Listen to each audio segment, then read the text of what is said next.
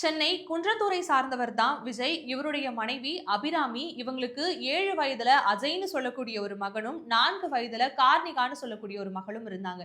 TikTok இருந்த பீரியட்ல அபிராமி டிக்டாக்ல ஒரு பிரபலமானவங்களாவே இருந்தாங்க. அந்த டைம்ல அதே பகுதியில பிரியாணி கடையில ஒரு வேலை பார்த்து வந்த நபர் தான் மீனாட்சி சுந்தரம். இந்த மீனாட்சி சுந்தரத்திற்கும் அபிராமிக்கும் பழக்கம் ஏற்பட்டு, இந்த பழக்கமானது நாளடைவுல திருமணத்தை மீறிய உறவாக மாற, அதற்கு இடைஞ்சலாக இருந்த தன்னுடைய 2 பிள்ளைகளுக்கும் பால்ல அதிக அளவிலான தூக்க மாத்திரைகள் குடுத்து அவங்கள கொலை செய்யறதுக்காக அபிராமி முயற்சி பண்ணியிருக்காங்க. இந்த கொலை முயற்சியில மகள் மட்டும் உயிரிழக்க, மகனை எப்படியாச்சும் கொலை செய்யணும் அப்படின்னு தாய் அபிராமி பெத்த மகன்னு கூட கொஞ்சம் கூட யோசிக்காம வாயை பொற்றியும் மூக்கை அடைத்தும் மகனை துடிக்க துடிக்க கொலை செஞ்சிருக்காங்க. இந்த இடத்துல கணவனையுமே கொலை செய்ய ஒரு மாஸ்டர் பிளான் ஒண்ணு வச்சிருந்திருக்காங்க. ஆனா அதிர்ஷ்டவசமா கணவன் விஜய் மட்டும் நைட்டு வீட்டுக்கு வராத ஒரே காரணத்தினால உயிர் தப்பிச்சிருக்காரு. இதைத் தொடர்ந்து கடந்த 7 வருடங்களாக அபிராமியும் சரி, மீனாட்சி சுந்தரமும் சரி சிறையில தான் இருந்து வந்திருக்காங்க.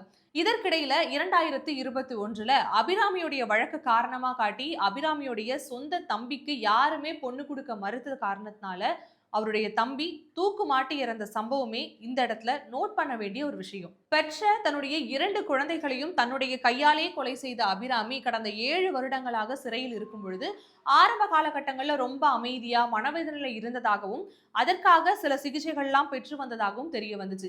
நாளடைவில் அது அவங்களுக்கு ஒரு மாதிரி ஜெயில் வாழ்க்கை ரொம்பவே பழகி போயிடுச்சு. ஒரு கட்டத்துல இவ்வளவு நாள் ஆயிடுச்சு, நமக்கு என்ன தண்டனை கொடுப்பாங்க அப்படின்னு சொல்லி கூட இருக்கக்கூடிய மற்ற சிறை கைதிகள் இருப்பாங்க இல்லையா, அவங்க கிட்ட எல்லாமே கேட்டு ஒருவேளை நமக்கு தூக்கு தண்டனை கொடுத்துருவாங்களோ அப்படிங்கிற மாதிரி அச்சத்திலையும் பயத்திலையும் இருந்து வந்ததாகவும் சொல்லப்படுது. இதைத் தொடர்ந்துதான் அபிராமிக்கும் மீனாட்சி சுந்தரத்திற்கும் வாழ்நாள் முழுவதும் சிறை தண்டனை அப்படிங்கிற ஒரு தண்டனையை காஞ்சிபுரம் முதன்மை நீதிமன்றத்தினுடைய நீதிபதியான செம்மல் அவர்கள் அறிவிச்சிருக்காங்க. இந்த வழக்குல தீர்ப்பு வழங்கின நீதிபதி அவர்கள் ஆரம்பத்துல முதல் குற்றவாளியாக அபிராமியையும், 2வது குற்றவாளியாக அபிராமிக்கு இணையாக இருந்த இந்த மீனாட்சி சுந்தரத்தையும் குற்றவாளி அப்படின்னு சொல்லி அறிவிச்சிருந்தாரு. மேலும் இவர்களுக்கு என்னென்ன தண்டனை கொடுப்போம் அப்படிங்கறத நான் போய் லஞ்ச் பிரேக் முடிச்சுட்டு சொல்றேன் அப்படிங்கிற மாதிரி நீதிமன்றத்துல இருந்து புறப்பட்டு போயிருக்காரு. ஆனா புறப்பட்ட அடுத்த 10 நிமிஷத்துல நீதிமன்றத்துக்குள்ள இப்படிப்பட்ட ஒரு குற்றத்தை செஞ்ச இந்த குற்றவாளிகளை வச்சுட்டு நான் எப்படி போய் நிம்மதியா சாப்பிட்டு வருவேன், அதனால இவர்களுக்கான தண்டனையை சொன்ன பிறகுதான் நான் போய் சாப்பிடுவேன் அப்படின்னு சொல்லி மறுபடியும் உட்கார்ந்து இவர்களுடைய தண்டனையையும் சொல்லியிருக்காரு. இந்த இருவருக்குமே தூக்கு தண்டனை கொடுக்கணும் அப்படிங்கிறது தான் என்னுடைய எண்ணமும். ஆனா இது காந்தி பிறந்த மண்ணு, பல்லுக்கு பல்லு உயிருக்கு உயிர்னு எல்லாத்துக்குமே தூக்கு தண்டனை கொடுத்துட முடியாது இல்லையா? அந்த ஒரு நிர்பந்தத்தினால இருக்கிறதுனால மட்டும்தான் இப்போ நான் இந்த தீர்ப்பை வேற விதமா கொடுக்கிறேன்னு இந்த ஒரு வார்த்தையை முன் வச்சு தீர்ப்பை வாசிக்க தொடங்கி இருக்காரு. ஒரு தாய் தன்னுடைய பெற்ற பிள்ளைகளை ஒரு காம இச்சைக்காக கொலை செய்திருக்காங்க அப்படிங்கறது எந்த ஒரு காரணங்களை சொல்லியும் ஏற்க முடியாது.